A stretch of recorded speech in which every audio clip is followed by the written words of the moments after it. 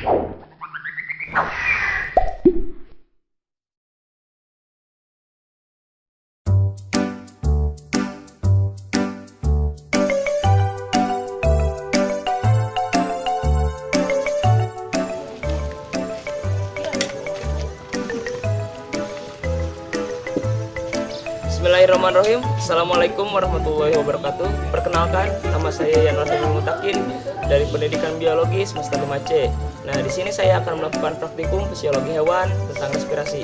Selamat menyaksikan. Nah, teman-teman, sebelum ke praktikum, alangkah baiknya kita mengetahui dulu gitu, sistem pernapasan itu apa. Nah, bernapas adalah proses memasukkan atau menghirup oksigen O2 dan mengeluarkan karbon dioksida atau CO2. Proses pernapasan dimulai dari hidung, begitu masuk ke hidung, udara dibersihkan dan dihangatkan oleh rambut hidung. Rambut hidung juga bertindak sebagai saringan. Rambut-rambut hidung menyaring partikel-partikel debu dan kotoran yang terbawa bersama udara pernapasan. Mekanisme pernapasan terbagi menjadi dua, yaitu pernapasan dada dan pernapasan perut. Nah, pernapasan dada terjadi karena otot antar tulang rusuk berkontraksi sehingga rusuk terangkat dan akibatnya volume rongga dada membesar.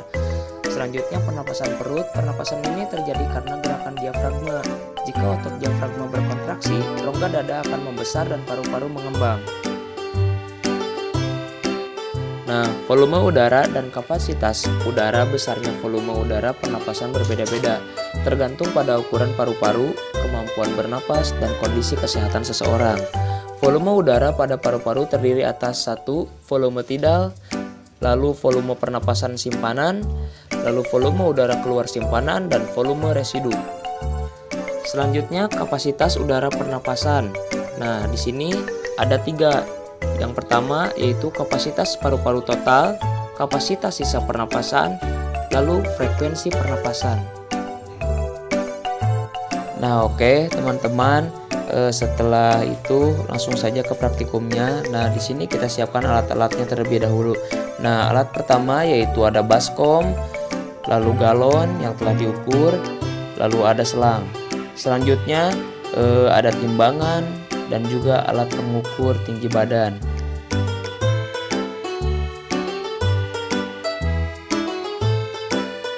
Nah, langkah pertama, marilah kita ukur tinggi dan berat badan kita.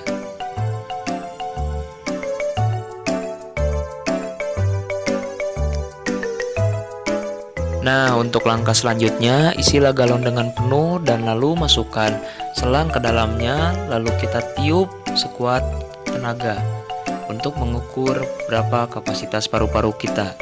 Nah, di sini saya mendapatkan hasil 3.500 ml.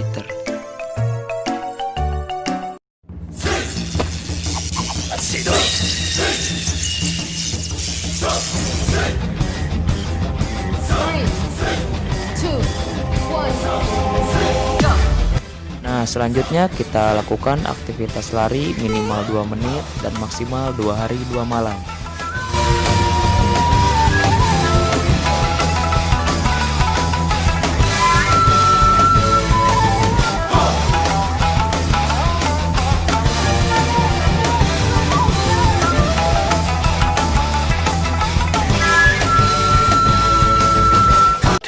Thousand years later.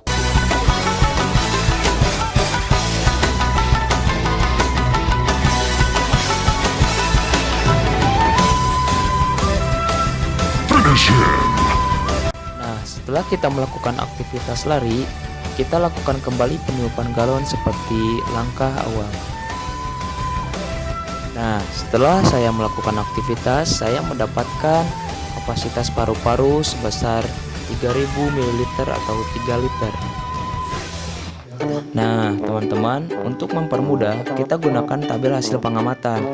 Nah, di sini nama saya Yanwar Habibul Mutakin dengan usia 20 tahun, jenis kelamin laki-laki, dengan tinggi badan 166 cm, dengan berat badan 45 kg.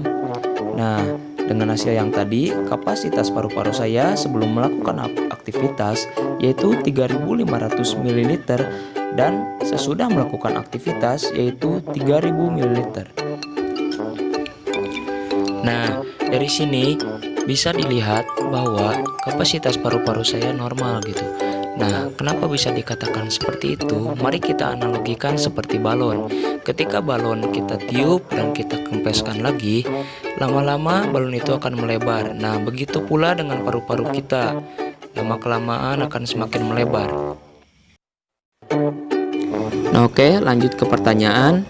1. Apa pengaruh jenis kelamin terhadap kapasitas paru-paru?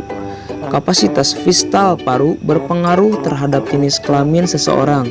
Volume dan kapasitas paru pada wanita kira-kira sampai 25% lebih kecil daripada pria.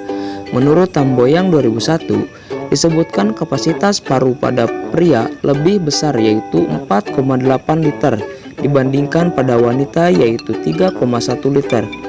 Frekuensi pernapasan pada laki-laki lebih cepat daripada perempuan karena laki-laki membutuhkan banyak energi untuk beraktivitas. Berarti, semakin banyak pula oksigen yang diambil dari udara. Hal ini terjadi karena lelaki umumnya beraktivitas lebih banyak daripada perempuan. Oke, lalu pertanyaan kedua. Sebutkan dan jelaskan faktor-faktor yang mempengaruhi kapasitas paru-paru manusia. Pertama ada umur. Nah, bertambah umurnya seseorang mengakibatkan frekuensi pernapasan menjadi semakin lambat. Pada usia lanjut, energi yang dibutuhkan lebih sedikit dibandingkan pada saat usia pertumbuhan. Jenis kelamin. Pada umumnya, laki-laki membutuhkan banyak energi, oleh karena itu laki-laki memerlukan oksigen lebih banyak daripada wanita. Lalu ada suhu tubuh. Suhu tubuh. Manusia memiliki suhu tubuh sekitar 36-37 Celcius karena manusia mampu mengatur suhu panas tubuhnya dengan meningkatkan laju metabolismenya, sehingga kebutuhan oksigen akan meningkat.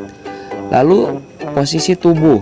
Pada posisi tubuh akan mempengaruhi banyaknya otot yang bekerja, misalnya pada saat berdiri atau aktivitas lainnya. Nah, oke, selanjutnya nomor 3. Berapa jumlah volume udara paru-paru yang tertinggal selama pernapasan berlangsung? Mengapa demikian? Oke, di sini 500 sampai 1000 ml udara residu ini berguna untuk mempertahankan saturasi oksigen di dalam paru-paru. Dan jika tidak ada, maka akan terjadi denaturasi yang menyebabkan seseorang pingsan. Oke, lanjut ke nomor 4, yaitu nomor terakhir. Apakah yang dimaksud dengan udara tidal? Volume udara suplementer, volume komplementer, dan kapasitas vital udara pernapasan. Oke, kita jawab. Udara tidal yaitu volume udara hasil inspirasi atau ekspirasi pada setiap kali bernapas normal, kira-kira sebanyak kurang lebih 500 mili pada rata-rata orang dewasa muda. Nah, lanjut ke volume udara suplementer, yaitu jumlah udara yang masih dapat dikeluarkan dengan ekspirasi kuat pada akhir ekspirasi normal. Pada keadaan normal sebanyak kira-kira kurang lebih 1200 ml. Lalu lanjut ke volume udara komplementer, yaitu volume udara ekstra yang dapat diinspirasi setelah volume tidal. Terakhir, kapasitas vital sama dengan volume cadangan inspirasi ditambah dengan volume tidal dan volume cadangan ekspirasi. Kapasitas vital ini merupakan jumlah udara maksimal yang dapat dikeluarkan dari paru-paru seseorang setelah terlebih dahulu mengisi paru-paru secara maksimal dan kemudian mengeluarkan sebanyak-banyaknya. Nah, oke teman-teman, sekian video pemaparan praktikum fisiologi hewan, sistem pernapasan yang bisa saya jelaskan dan bisa saya tunjukkan. Mohon maaf bila ada kata yang salah. Wabillahi taufiq wal hidayah. Wassalamualaikum warahmatullahi wabarakatuh.